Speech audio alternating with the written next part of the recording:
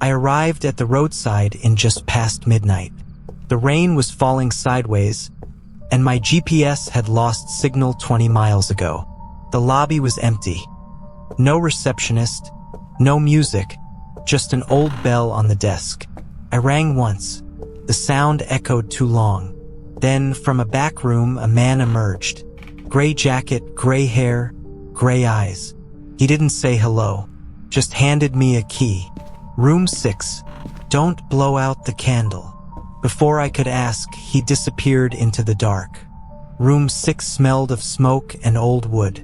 There was no electricity, just a single white candle burning on the desk by the window. The flame didn't flicker, even with the breeze sneaking through the cracked glass. I lit my phone flashlight and looked around.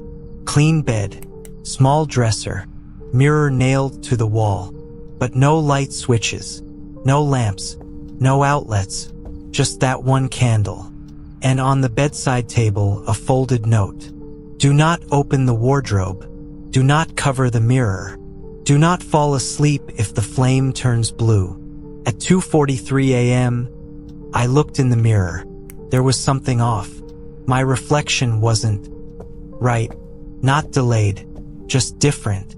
His eyes didn't blink when mine did. His mouth twitched when mine stayed still. And behind me, was a shadow in the wardrobe's outline. But when I turned, the wardrobe was closed tight. I checked the candle. Still white, still steady. But the mirror was fogging up, like someone breathed on it from the other side. The next night, the rain got worse. Thunder shook the windows. And the candle, it flared blue for a second. Just a flicker. That was enough. The wardrobe creaked. A long moan of warped wood. Then 3 slow knocks from the inside. I stood, frozen. Didn't speak. Didn't breathe. And then, a whisper through the keyhole. You forgot the rule. I grabbed my bag. Tried to leave. The door wouldn't open. The mirror went black. And the candle turned entirely blue. I stayed up until morning, back to the wall, eyes locked on the candle. Around 3:12 a.m., the flame began to change. It stretched, became tall, almost human-shaped. Inside it, something looked back at me. Not a face, not exactly, just presence. And then, a second candle appeared beside it, lit on its own. I was no longer alone in room 6. By dawn, both candles still burned. No smoke, no heat, just cold light. I tried the door again, still locked. My phone had 3% battery left, no signal. I considered breaking the window, but every time I got close, I heard whispers inside the glass. Not outside, inside. The mirror was fogged again. A sentence slowly appeared on its surface, as though written by an invisible finger. Second night, second guest. I turned around. There was now someone sitting on the bed, not moving, just watching the flames. The figure on the bed looked like me. Same jacket, same shoes, same torn bag at his feet. But his eyes were entirely white, no pupils, just glowing emptiness. I shouted. No reaction. I threw a glass at him, it passed through. And then I saw it. A book lying open in the wardrobe. I took it out, hands shaking. Yellowed pages. Hundreds of names. Each name had a date and a note. Some said burned.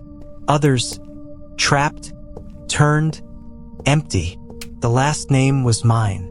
And next to it, status, watching. At 3 a.m., the third candle appeared.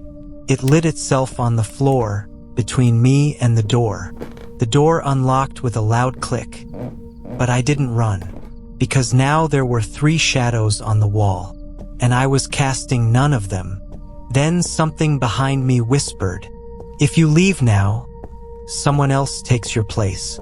I hesitated. My bag was packed, my legs ready to bolt. But I looked back and saw my reflection, trapped in the mirror, banging, screaming, burning. and the door began to close on its own. I made a choice. I walked back inside. The door slammed shut behind me, and the flames turned red.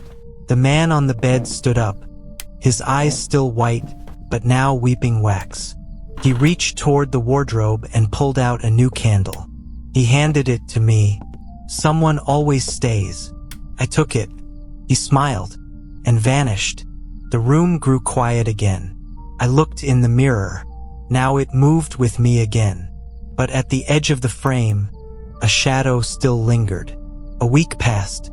The innkeeper never came back. The door stayed locked from the outside, but I no longer cared. Each night at 2:57 a.m., I light a single candle by the window. If the flame stays white, I sleep. If it turns blue, I sit and wait. One day soon, another traveler will arrive. Wet, tired, lost, and I will be the one leaving the key at the front desk. Room 6 is always ready, but it's never empty.